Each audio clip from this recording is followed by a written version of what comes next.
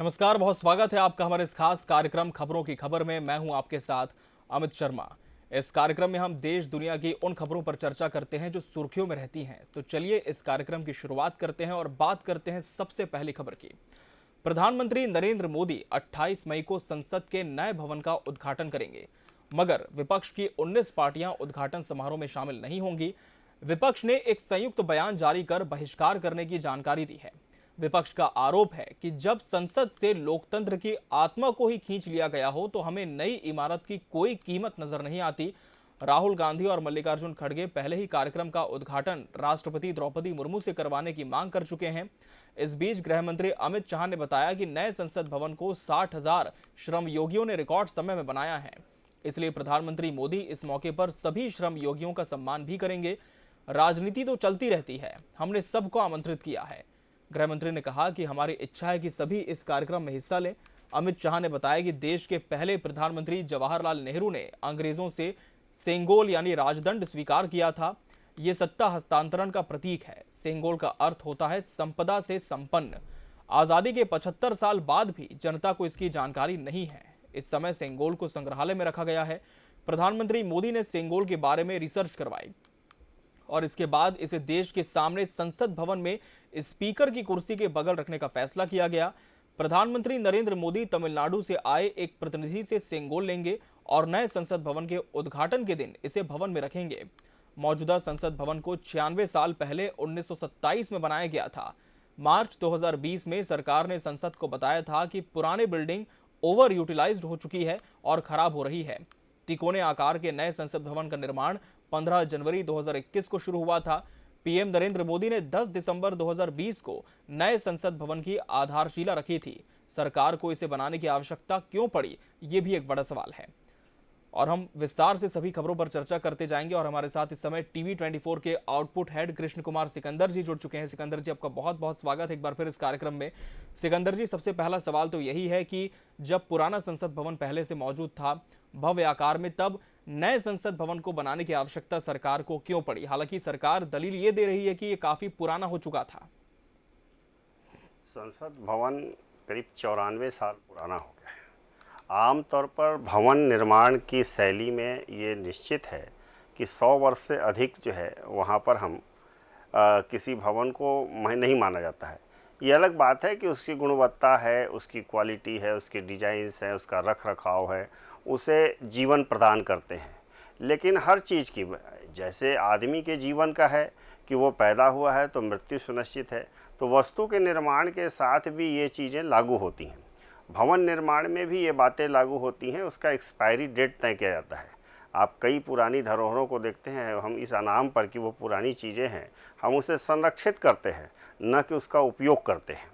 अगर किसी कारण से ये 100 साल के बाद भी अगर इस भवन का इस्तेमाल किया गया और कि भवन का जो है कोई हिस्सा गिर जाए, कोई क्षति हो जाए, तो फिर जिम्मेदार कौन होगा? सरकार होगी। जो भी सरकार इसके लिए जिम्मेदार हो, उस समय जो भी पार्टी का मतलब ही नहीं होता, भारत सरकार से मतलब है। तो भारत सरकार ने इसलिए निर्णय लिया कि ये पुराना हो चुका है, 94 साल हो गया है, 100 साल की इसकी गारंटी है, 6 साल के बचे हैं, तो क्यों ना पहले से ही इसकी तैयारी कर ली जाए। क्योंकि कोई भी भवन बनाने में समय लगता है। ये अलग बात है कि इस भवन का निर्माण जो है बहुत ही रिकॉर्ड समय में हुआ, बहुत कम समय में हो पाया। और ये भवन निर्माण ऐसे समय में मोदी सरकार ने फैसला लिया जब देश में कोरोना काल था और देश को पैसे की ज़रूरत थी। सेंट्रल विस्टा को बनवाने से 2 फायदे हुए। एक तो संसद भवन का निर्माण हो गया और दूसरा, देश में जो पैसे की जो कमी थी, वो संसद भवन के निर्माण में जो खर्च हुए करोड़ों रुपए, वो बाज़ार में लिक्विड मनी के रूप में आए। तो इसका फ़ायदा हुआ कि हमारे यहाँ कोरोना काल में भी संकट का दौर नहीं आया। तो ये सरकार का एक बहुत दूरदर्शी कदम था और एक साथ कई काम हुए। कोरोना के समय में जब आर्थिक संकट का समय खड़ा हो गया था, लोग घरों में कैद थे, सारी व्यापारिक गतिविधियां बंद थी, कल कारखाने बंद थे और इस देश को लोग लिक्विड मनी की तरल मुद्रा की ज़रूरत थी। तो सेंट्रल विस्टा के निर्माण ने उसको एक गति प्रदान की। इससे हमारी आर्थिक स्थिति मजबूत रही और दूसरा, देश के लिए वैकल्पिक भवन का निर्माण भी हो गया संसद का। बिल्कुल, लेकिन सिकंदर जी, पुराने और नए संसद भवन की रूपरेखा यदि हम देखें तो इसमें अंतर क्या देखने को मिलेगा? इसमें दो प्रकार का अंतर है। एक तो आर्किटेक्चर का अंतर है, जी। एक तो इसकी पहले वाली संसद जो थी उसकी बनावट एक अलग शैली में थी जी। और नए संसद के बनावट एक अलग शैली में है। इस नए संसद भवन में जो है वो कमरों की जो सीटों की संख्या, बैठने की सीटों की संख्या, जी। नए कमरे, नई व्यवस्थाएं की गई हैं। पुराने संसद भवन में 47,500 वर्ग मीटर में वो फैला हुआ है पुराना संसद भवन, जबकि नई बिल्डिंग जो है 66,500 वर्ग मीटर में फैला हुआ है। यानी पुराने भवन से नया भवन जो है 17,000 वर्ग मीटर बड़ा है। अब हुआ कि नया वर्ग इतना बड़ा फैलाने की ज़रूरत क्यों थी? तो इसमें 3 दरवाजे भी हैं और इन 3 दरवाज़ों में एक को ज्ञान द्वार, दूसरे को शक्ति द्वार और तीसरे को कर्म द्वार का नाम दिया गया है। 3 दरवाजे संसद भवन के अंदर है। इसमें सांसदों और वीआईपी की अलग अलग एंट्री है। एक दरवाजे से नहीं जाएंगे, सांसद अलग दरवाजे से जाएंगे और वीआईपी अलग दरवाजे से जाएंगे। इस पर भूकंप का भी असर नहीं होगा, इसकी एक और खासियत ये है। और इसका डिज़ाइन जो है HCP design planning and management private limited ने तैयार किया है और इसके आर्किटेक्ट बिमल पटेल हैं। तो ये इस भवन की खासियत है। जी, बिल्कुल। इसके अलावा एक है कि अभी लोकसभा में 590 लोगों की सीटिंग की व्यवस्था है। जी। लेकिन जो नई लोकसभा है इसमें 888 सीटें हैं। विजिटर्स के लिए जो गैलरी है उसमें 336 लोग बैठ सकते हैं एक साथ। इसके अलावा राज्यसभा में अभी जो है 280 लोग सांसदों के, राज्यसभा सदस्यों के बैठने की व्यवस्था है, लेकिन नई जो संसद बनी है इसके अंदर 384 सीटें हैं और विजिटर्स गैलरी में 336 से ज़्यादा लोग बैठ सकते हैं। लोकसभा में इतनी जगह होगी कि दोनों सदनों के अगर ज्वाइंट सेशन होता है तो इस ज्वाइंट सेशन के समय भी लोकसभा में एक साथ 1272 से ज़्यादा सांसद बैठ सकेंगे। संसद के हर अहम कामकाज के लिए अलग अलग ऑफिस बनाया गया है। ऑफिसर्स और कर्मचारियों के लिए भी यहाँ पर हाईटेक ऑफिस की सुविधा दी गई है, कैफ़े की सुविधा है, डाइनिंग एरिया की हाईटेक है, कमेटी मीटिंग के लिए अलग अलग कमरों में हाईटेक इक्विपमेंट लगाए गए हैं, कॉमन रूम्स है, महिलाओं के लिए लाउंज और वीआईपी लाउंज तक की व्यवस्था है। तो ये इस संसद भवन की खासियत है। जी, इतनी तमाम खासियतें हैं संसद भवन के सिकंदर जी, लेकिन इसके बावजूद जो विपक्ष है वो इसके विरोध में है। आखिर विपक्ष के विरोध के पीछे की वजह क्या है? विपक्ष का विरोध मुझे समझ में नहीं आ रहा है इसके पीछे बड़ा कारण क्या है। क्योंकि नए संसद भवन के निर्माण का प्रस्ताव तो कांग्रेस सरकार लाई थी। ये अलग बात है कि उसको न बजट में ला सकी न मूर्त रूप दे सकी। हो सकता है कि कांग्रेस को इस बात का मलाल हो कि हम इस चीज़ को लाए थे, हमारा प्रोजेक्ट था और इसका लाभ, इसका श्रेय किसी और को जा रहा है। तो ये तो स्वाभाविक है कि सरकार बदलती है और सरकार अगर पुरानी सरकार की किसी नीति में बदलाव नहीं करके बल्कि उसको आगे बढ़ाती है तो उसका श्रेय गवर्नमेंट लेती है। अब क्या है कि चुनाव नज़दीक है, 2024 में लोकसभा का चुनाव होना है। अब लोकसभा चुनाव से पहले नए संसद भवन का उद्घाटन प्रधानमंत्री करेंगे तो श्रेय प्रधानमंत्री को न जाए, ये इस बात की चिंता है। क्योंकि जिस तरह से पूरे देश में विपक्षी एकजुटता का खेल चल रहा है और प्रयास हो रहा है कि मोदी के खिलाफ संयुक्त विपक्ष लड़ेगा, तो ऐसी स्थिति में विपक्ष ने केवल अपनी एकजुटता दिखाने का प्रयास किया है कि हम सभी इसका बहिष्कार करेंगे। अब जैसे उदाहरण के लिए अभी कह रहे हैं बहिष्कार करेंगे, इसके पहले राहुल गांधी और मल्लिकार्जुन खड़गे कह चुके हैं कि राष्ट्रपति को इसका उद्घाटन करना चाहिए, प्रधानमंत्री का उसका उद्घाटन करके लोकसभा में चुनाव में अपना इसका श्रेय ले सकते। तो ये मंशा जो स्टेटमेंट है इससे साफ जाहिर है कि ये लोग जो है केवल प्रधानमंत्री को इसका श्रेय ना जाए, इसके कारण से इस तरह से कर रहे हैं। अब जिन 19 पार्टियों ने इसके बहिष्कार का ऐलान किया है और संयुक्त बयान जारी किया है, उसमें कांग्रेस है, आम आदमी पार्टी है, तृणमूल कांग्रेस है, डीएमके है, आरजेडी है, जदयू है, समाजवादी पार्टी है, शिवसेना उद्धव ठाकरे वाली है, भाकपा है, माकपा है, झारखंड मुक्ति मोर्चा है, केरला कांग्रेस मनी है, राष्ट्रीय लोक दल के हैं और नेशनल कॉन्फ्रेंस और एमडीएमके, ये 19 दल उसमें शामिल हैं। तो इनके विरोध का मुख्य वजह वही है कि संयुक्त विपक्ष का एक ये दिखाना कि हम विपक्ष, अभी हमारी एकता बनी हुई है और कांग्रेस का तो मुझे समझ में आया कि श्रेय का खेल है, चूँकि उनके बड़े नेताओं ने अपने स्टेटमेंट में क्लियर कर दिया है। बिल्कुल, तो कहीं न कहीं श्रेय लेने की राजनीति और इसी वजह से जो विरोध है वो भी देखने को मिल रहा है, ऐसे एक अनुमान लगाया जा रहा है। बहरहाल बढ़ते हैं आगे खबरों की खबर में और बात करते हैं आज की दूसरी अहम खबर की। 25 मई को झीरम घाटी हत्याकांड की बरसी है। ऐसे में प्रदेश की राजनीति में एक बार फिर झीरम घाटी हत्याकांड की गूंज सुनाई दे रही है। मुख्यमंत्री भूपेश बघेल के एक बयान ने इस जघन्य हत्याकांड के जख्मों को फिर उकेर दिया है। सीएम ने झीरम कांड को लेकर एक बार फिर भाजपा पर हमला बोला। उन्होंने कहा कि एनआईए न तो जांच कर रही है और न ही राज्य सरकार को जांच करने दे रही है और भाजपा की चुप्पी सवाल खड़े कर रही है। सीएम ने यह भी आरोप लगाया कि झीरम मामले में कुछ तो ऐसा है जो भाजपा छिपा रही है। भाजपा के आरोपों पर सीएम कह रहे हैं कि हमारे पास सबूत है, मगर दें किसको? सबूत उस एनआईए को दे जिसने झीरम कांड के जीवित लोगों से पूछताछ तक नहीं की। जब राज्य सरकार ने खुद जांच का प्रयास किया तो एनआईए कोर्ट चली गई। आखिर इस मामले में बीजेपी को किस बात का डर है? मुख्यमंत्री के इस बयान पर भाजपा नेताओं ने पलटवार किया। पूर्व मंत्री अजय चंद्राकर ने ट्वीट किया कि सीएम के लिए झीरम केवल एक राजनीतिक विषय है और सीएम ऐसा बयान देकर प्रभावित कांग्रेस परिवारों का शोषण कर रहे हैं। अजय चंद्राकर ने यह भी कहा कि आपकी जेब में जो सबूत हैं वो सार्वजनिक कीजिए। साथ ही अजय चंद्राकर ने कवासी लखमा की भूमिका पर भी सवाल खड़े किए हैं। सिकंदर जी, इस पूरे जघन्य हत्याकांड को बीते यूं तो 10 साल हो चुके हैं, लेकिन अभी तक जो सवाल है वो बरकरार है कि आखिर इसके पीछे किनका हाथ था। कुछ लोगों की गिरफ्तारी भी हुई और जीवित नक्सली को भी पकड़ा गया, जिससे कि एनआईए ने पूछताछ नहीं की। सीएम ने इस तरह का आरोप लगाया। ऐसे में क्या आपको लगता है कि झीरम हत्याकांड जो है वो अब छत्तीसगढ़ में सिर्फ एक सियासत का विषय बनकर रह गया और साथ ही सीएम के जो सवाल हैं उन्हें किस तरह से देखा जाए? झीरम कांड वास्तव में राज्य को झकझोर देने वाला एक कांड था, एक घटना थी। जी। नक्सलियों ने एक साथ कांग्रेस के शीर्ष नेतृत्व को समाप्त कर दिया और संयोग कहिए या दुर्भाग्य कहिए, ये बीजेपी की सरकार थी उस समय।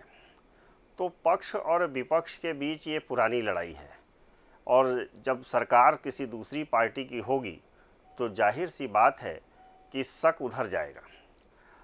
अब अगर यही स्थिति मान लिया जाए कि प्रदेश में कांग्रेस की सरकार होती और ये घटना हो जाती, फिर सरकार किससे सवाल करती, ये पार्टी किससे सवाल करती? केवल पार्टी दूसरी होने से कोई मामला संदिग्ध नहीं हो जाता है। घटना घटना होती है और नक्सलियों के लिए न भाजपाई है न कांग्रेसी है, क्योंकि मुझे पता है कि कई, अलग बात है कि किस्तों में मारे गए, लेकिन भाजपा के कई नेता मारे गए जिनके बाद जो है चुनाव हुए। लेकिन इसको राजनीतिक चश्मे से नहीं देखना चाहिए। अब 10 साल हो गए हैं, कम से कम इस कांड की 10वीं तो हो ही जानी चाहिए, इसका 10 ग्राद हो जाना चाहिए। लेकिन इसे जो है 13वीं तक लगता है कि पालने की मंशा है सभी की। कांग्रेस अगर मुख्यमंत्री ये आरोप लगा रहे हैं कि एनआईए उनको जांच नहीं करने दे रही है और उन्होंने जब जांच का जिम्मा उठाया और अपने यहाँ जांच की व्यवस्था की तो एनआईए कोर्ट चली गई, तो मेरा मानना यह है कि सरकार इतनी मजबूर क्यों है? सरकार तो बहुत सक्षम होती है। अभी उदाहरण के लिए अभी आरक्षण का बिल सामने आया था। आरक्षण के बिल पर सरकार हाई कोर्ट गई, हाई कोर्ट में सफलता नहीं मिली तो सुप्रीम कोर्ट गई। अगर सुप्रीम कोर्ट से भी शायद मुझे लगता है सफलता ना मिलती तो उसके ऊपर के बेंच पे जाती, क्योंकि सुप्रीम कोर्ट में तो बेंच की सुनवाई है ना, 3 जजों की बेंच होती है, 5 जजों की बेंच होती है, अधिकतम 7 जजों की बेंच होती है, तो ऊपरी बेंच पे जाती। इस मामले में सरकार क्यों नहीं गई, ये सवाल खड़ा होता है।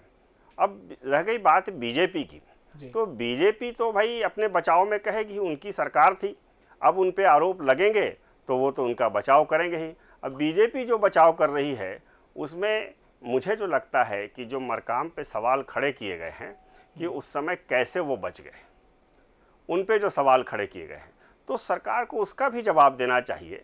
क्योंकि शायद मुझे जहाँ तक जानकारी है, शायद मोटरसाइकिल से वो वहाँ से निकल गए थे घटना के ठीक पहले या उसी समय, तो बाकी लोगों के लिए ऐसी कोई व्यवस्था थी या नहीं थी? सुरक्षा की चूक का मामला है, नक्सलियों की सक्रियता का मामला है। इस पर राजनीति करने की बजाय इसकी जांच होनी चाहिए और निष्पक्ष जांच होनी चाहिए। जांच की रिपोर्ट आने रह गई बात, सरकार को जाना चाहिए कोर्ट में और जाकर ये कहना चाहिए कि हम ये चाहते हैं कि इस जांच की रिपोर्ट जल्द सामने आए, ताकि दूध का दूध पानी का पानी हो जाए। मुझे याद है कि झेरम कांड के जांच पहले भी हो चुकी है और 1 2 नहीं 3 जांच हुई है। इस सरकार में भी जांच की जब रिपोर्ट सामने आई थी तो उस रिपोर्ट को सरकार ने खारिज करके और नई जांच कमेटी बैठा दी और कह दिया कि इसमें और चीज़ जोड़ी जाए। भाई, अगर जो रिपोर्ट आई थी उसको जनता के सामने रखना चाहिए था और रख कर ये बताना चाहिए था कि ये मामला है। तो लेकिन आपने उस पर असहमति जताई और अपनी ही कमेटी, आपने नई कमेटी एक्सटेंशन कर दी, एक सदस्य और बढ़ाकर। तो इससे तो आप ही बढ़ा रहे हो मामले को। अगर जांच करवानी थी उस रिपोर्ट को रख लेते और अतिरिक्त जांच का एक मामला कह देते, लेकिन वो रिपोर्ट ही खारिज कर दी गई। तो मंशा पे तो सवाल खड़े होंगे सरकार के भी कि कहीं ऐसा तो नहीं कि सरकार झीरम कांड के बहाने इस चुनाव को भुनाना चाहती है, कांग्रेस नेताओं की शहीदी दिखाना चाहती है और बीजेपी ने को स्वाभाविक रूप से कांग्रेस खुद मौका दे रही है इस तरह के बयान देकर। मुख्यमंत्री हैं, जिम्मेदार पद है, उनको चाहिए कि वो कम से कम इस मामले में कोर्ट में जाए और वहाँ जाकर बताएं कि हमें जो है ये हमारी जांच, ये प्रतिष्ठा से जुड़ा हुआ है, हमारे इतने नेता एक साथ शहीद हो गए थे और अभी तक इसकी रिपोर्ट नहीं आई है। हमारे प्रदेश की जनता ये जानना चाहती है कि रिपोर्ट क्या है। केवल एनआईए को ये निर्देश दिया जाए कि इतने दिनों में जांच की रिपोर्ट सौंपे। मंशा अगर ये होगी तो निश्चित रूप से इसकी सफलता मिलेगी। और मेरा मानना है कि झीरम कांड के जो लोग मारे गए उनके प्रति सच्ची श्रद्धांजलि यही होगी कि सच्चाई सामने आए और सरकार को भी खुले मन से नियत के साथ आना चाहिए कि इसकी सच्चाई सामने आए और लोगों को बताएं। इस पर बयानबाजी से कुछ नहीं होगा, नेताओं की आत्मा तड़पेगी और ये कांड जीवित रहेगा और हर राजनीति में, हर चुनाव में ये उछल कर सामने आएगा। तो ये चुनावी मुद्दा नहीं बनना चाहिए, क्योंकि किसी भी नेतृत्व का, प्रदेश के प्रमुख लोग थे जो मारे गए, ये दुर्भाग्यपूर्ण था। तो उन पे राजनीति नहीं होनी चाहिए, बल्कि उस पर दूध का दूध पानी का पानी आना चाहिए, सब कुछ फैसला होना चाहिए। केवल जांच एजेंसी पर सवाल खड़े कर देने से हम बच नहीं सकते हैं। हमारी क्या जिम्मेदारी है और हमने उन जिम्मेदारियों को कितना निभाया है, ये बहुत महत्वपूर्ण है। बिल्कुल, तो हमारी जिम्मेदारी क्या है और हम कितना उसे निभाने में खरे उतरे हैं, ये ज़्यादा आवश्यक यहाँ पर होता है। बढ़ते हैं खबरों की खबर में आगे और बात करते हैं तीसरी खबर की। खबर अमेरिका से है, जहां दिवालिया होने का खतरा लगातार बढ़ता जा रहा है। संसद से कर्ज की मंजूरी हासिल करने की कोशिश में जुटे राष्ट्रपति जो बाइडेन की एक और कोशिश नाकाम हो गई है। दरअसल बाइडेन ने हाउस स्पीकर केविन मैकार्थी से लंबी बातचीत की, लेकिन मसले का हल नहीं निकल सका। अब बाइडेन प्रशासन के पास महज 10 दिन हैं। इस दौरान उन्हें हर सूरत में रिपब्लिकन पार्टी को मनाकर नए कर्ज के लिए बिल पास कराना होगा। अगर ऐसा नहीं हुआ तो सरकार किसी तरह के नए भुगतान नहीं कर सकेगी। तकनीकी तौर पर इसे आप दिवालिया होना कह सकते हैं। डेमोक्रेट्स और रिपब्लिकन की सियासी तनातनी का असर अमेरिकी शेयर मार्केट पर भी पड़ सकता है। इन्वेस्टर्स के जहन में कई तरह के सवाल उठ रहे हैं। कैश फ्लो कम होने का खतरा भी है। बाइडेन और मैकार्थी की बातचीत भले ही किसी नतीजे पर ना पहुंची हो, लेकिन मीडिया के सामने दोनों यही कहते रहे कि वक्त रहते इस मुश्किल का हल निकाल लिया जाएगा। सिकंदर जी, यूं तो अमेरिका पूरी दुनिया में सुपर पावर के तौर पर मशहूर है, लेकिन कैश फ्लो के मामले में यही पावर अमेरिका की काफी हद तक अब कम हो चुकी है। हम सबसे पहले इसके पीछे की वजह आपसे जानना चाहते हैं। इसका सबसे जो बड़ा कारण है, आमतौर पर जो आर्थिक रूप में हम परिवार चलाते हैं, चाहे देश चलाए चाहे समाज चलाए जी, राजनीतिक दल जो चलाते हैं, अपनी पार्टियां चलाते हैं, सब में निर्भर इस बात पर पड़ता है सीधे तौर पर यह मामला कमाई और खर्च के बैलेंस का है। अगर कमाई और खर्च के बीच का बैलेंस नहीं रहेगा, अगर कमाई की अपेक्षा खर्च ज़्यादा किए जाएंगे, तो इस तरह की समस्या हमेशा पैदा होगी। यानी आपके घर की कमाई कम और खर्च ज़्यादा है, ये इस बात को इशारा कर रहा है। ऐसी स्थिति में आप खर्च में कटौती करके बचत करने की कोशिश करते हैं, अगर ऐसी स्थिति पैदा होती है। लेकिन अगर खर्च बहुत ज़रूरी हो तो कर्ज लेकर उसकी भरपाई कर लेते हैं। 50-60 साल से अमेरिका में ही होता आया है अभी तक। अमेरिकी सरकार टैक्स वगैरह से होने वाली कमाई से ज़्यादा खर्च करती आई है। जो सरकार को आमदनी टैक्सों से मिलती है उससे कई गुना ज़्यादा उसके खर्चे हैं। इस खर्च को पूरा करने के लिए हर बार अमेरिकी सरकार अपने दबदबे और बूत के बूते दुनिया के दूसरे देशों से कर्ज ले लेती है। आमदनी और खर्च का हिसाब ट्रेजरी डिपार्टमेंट देखता है। यही ट्रेजरी डिपार्टमेंट दूसरे देशों या कंपनियों के बांड के जरिए कर्ज लेती है। ये एक तरह का डॉक्यूमेंट होता है। इसमें कर्ज देने वाले को वक्त पर इसकी अदायगी का भरोसा दिलाया जाता है, लेकिन जब हमारी आमदनी कम होगी और खर्च ज़्यादा होगा तो हम इस भरोसे को पूरा नहीं कर पाएंगे। और ये स्थिति कमोबेश सभी जगह है। जहाँ जहाँ भी हमारे बजट जो है उससे ज़्यादा या हम अपनी कमाई से ज़्यादा जब भी खर्च करते हैं तो हम संकट में आ जाते हैं।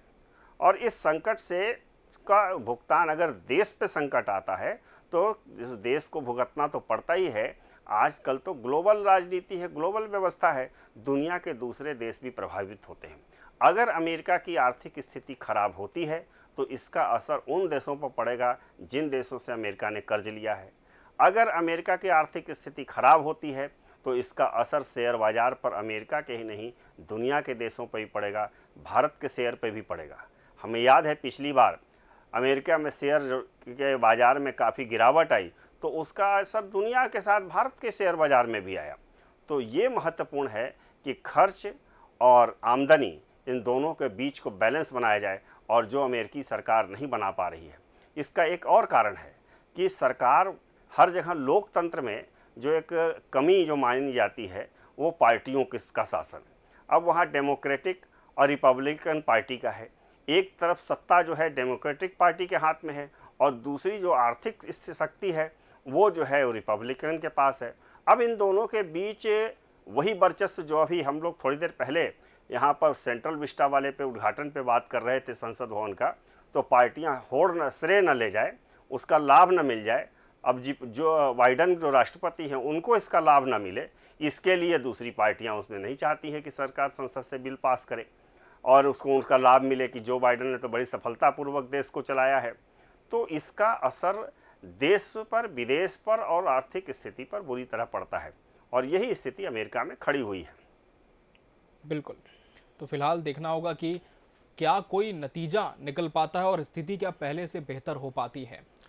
बहरहाल आज खबरों की खबर में हमने 3 अहम खबरों की बात की। सिकंदर जी, आपका बहुत बहुत धन्यवाद हमसे इस कार्यक्रम में जुड़ने के लिए, इसका हिस्सा बनने के लिए।